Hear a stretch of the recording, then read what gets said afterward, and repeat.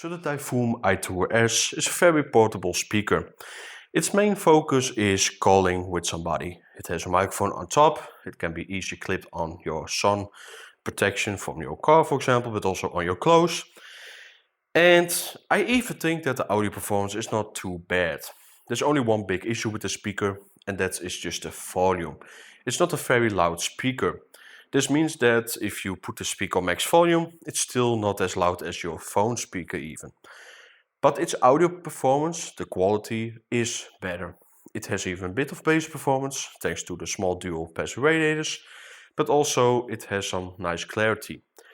But yeah, I just think that Divoom could have done a bit with the volume, but also with the packaging and the overall look of the speaker.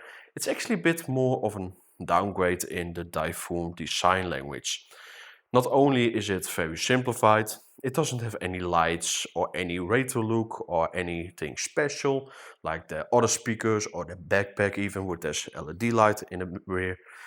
It's just a speaker with some functionality.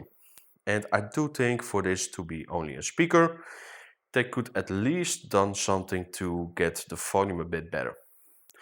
But there are two things that are still great, and that's the overall audio performance, and because it does have a pretty big battery built in, it will last pretty long. I used it now for a few hours and it still had around 50% of the battery, so it's pretty great. So without further ado, let's just go to those small audio samples of the speaker, and then you can see yourself a bit how the audio performs. Again, it's not a very loud speaker, so the audio samples will sound a bit more silent than usual. Let's go into those. Gonna last. What if I try to push through?